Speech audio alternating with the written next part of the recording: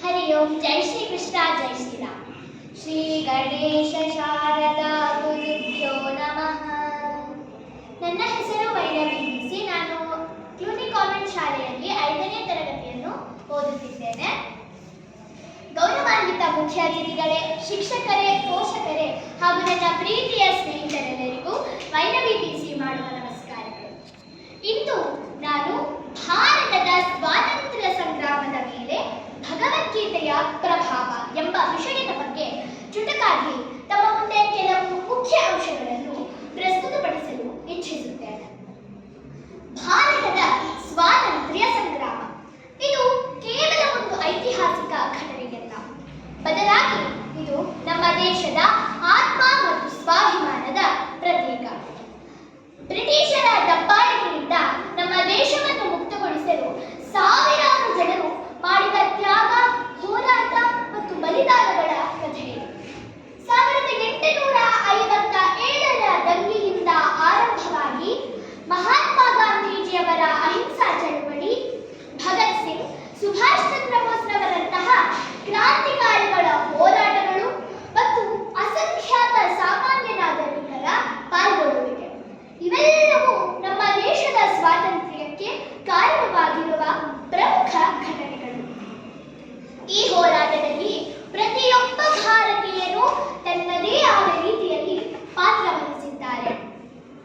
ಸ್ವಾತಂತ್ರ್ಯ ಸಂಗ್ರಾಮವು ಕೇವಲ ರಾಜಕೀಯ ಸ್ವಾತಂತ್ರ್ಯಕ್ಕಾಗಿ ಮಾತ್ರ ಇರಲಿಲ್ಲ. ಅದು ಸಾಮಾಜಿಕ ಸಮಾನತೆ, ಆರ್ಥಿಕ ನ್ಯಾಯ ಮತ್ತು ಸಾಂಸ್ಕೃತಿಕ ಸ್ವಾಭಿಮಾನಕ್ಕಾಗಿ ನಡೆದ ಹೋರಾಟವಾಗಿತ್ತು. ಈ ಹೋರಾಟವು ನಮ್ಮ ದೇಶಕ್ಕೆ ಸ್ವ ಆಡಳಿತ ಮತ್ತು ಪ್ರಜಾಪ್ರಭುತ್ವದ ಹಕ್ಕನ್ನು ತಂದುಕೊಟ್ಟಿದೆ. ಭಾರತದ ಸ್ವಾತಂತ್ರ್ಯ ಸಂಗ್ರಾಮದ ಸಂದರ್ಭದಲ್ಲಿ ಭಗವದ್ಗೀತೆಯು ನಮ್ಮ ಸ್ವಾತಂತ್ರ್ಯ ಹೋರಾಟಗಾರರಿಗೆ ಸ್ಫೂರ್ತಿಯ ಮೂಲವಾಗಿತ್ತು. ಭಗವದ್ಗೀತೆಯಿಂದ ನಮ್ಮ ಹೋರಾಟಗಾರರಾದ ಮಹಾತ್ಮ ಗಾಂಧೀಜಿ, ಬಾಲ ಗಂಗಾಧರ ತಿಲಕ್ ಮತ್ತು ಅರವಿಂದ್ ಘೋಷ್ರವರಂತಹ ನಾಯಕರು ಭಗವದ್ಗೀತೆಯ ತತ್ವಗಳಿಂದ ಪ್ರಭಾವಿತರಾಗಿದ್ದರು.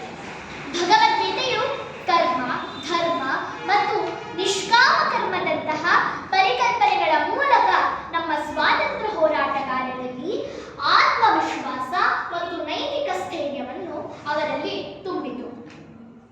ಭಾರತದ ಸ್ವಾತಂತ್ರ್ಯ ಹೋರಾಟದ ಸಂದರ್ಭದಲ್ಲಿ ಬ್ರಿಟಿಷರ ವಿರುದ್ಧ ಹೋರಾಡಲು ಮತ್ತು ತಮ್ಮ ಕರ್ತವ್ಯವನ್ನು ನಿರ್ವಹಿಸಲು ಭಗವದ್ಗೀತೆಯ ತತ್ವಗಳು ಪ್ರೇರಣೆ ನೀಡಿದವು. ಆದ್ದರಿಂದ ಉದಾಹರಣೆಗೆ ಭಗವದ್ಗೀತೆಯ ಪಂಚಮೋಧ್ಯಾಯ ಕರ್ಮ ಸನ್ಯಾಸ ಯೋಗದಲ್ಲಿ ನಿಜವಾದ ಕರ್ಮಯೋಗಿಯು ಫಲಿತಾಂಶದ ಬಗ್ಗೆ ಯೋಚಿಸದೆ ಫಲವನ್ನು ದೇವರಿಗೆ ಬಿಟ್ಟು ತಾನು ಸ್ವಯಂ ನಿಯಂತ್ರಣವನ್ನು ಸಾಧಿಸುತ್ತಾ ತನ್ನ ಕರ್ತವ್ಯವನ್ನು ನಿರ್ವಹಿಸುತ್ತಾನೆ ಎಂದು ಭಗವಾನ್ ಶ್ರೀಕೃಷ್ಣ ಪರಮಾತ್ಮರು ಇಲ್ಲಿ ಉಪದೇಶಿಸುತ್ತಾರೆ.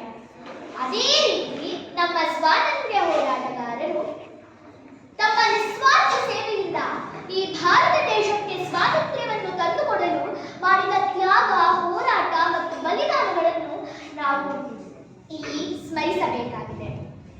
ಹೀಗೆ ಭಗವಾನ್ ಶ್ರೀಕೃಷ್ಣ ಪರಮಾತ್ಮರು ಅರ್ಜುನನಿಗೆ ಉಪದೇಶಿಸಿದ ಮತ್ತು ನಮಗೆಲ್ಲ ನೀಡಿದಂತಹ ಗೀತೋಪದೇಶ ಅಂದರೆ ಭಗವದ್ಗೀತೆಯು ನಮ್ಮ ಸ್ವಾತಂತ್ರ್ಯ ಹೋರಾಟಗಾರರಿಗೆ ಅವರಲ್ಲಿ ಆತ್ಮವಿಶ್ವಾಸ, ನೈತಿಕ ಸ್ಥೈರ್ಯ, ಧೈರ್ಯ ಮತ್ತು ಸ್ಫೂರ್ತಿಯನ್ನು ಮೂಡಿಸಿದ್ದಲ್ಲದೆ ಅವರಿಗೆ ಅದರ ತತ್ವಗಳು ಸಹ ಪ್ರೇರಣೆಯನ್ನು ನೀಡಿದವು.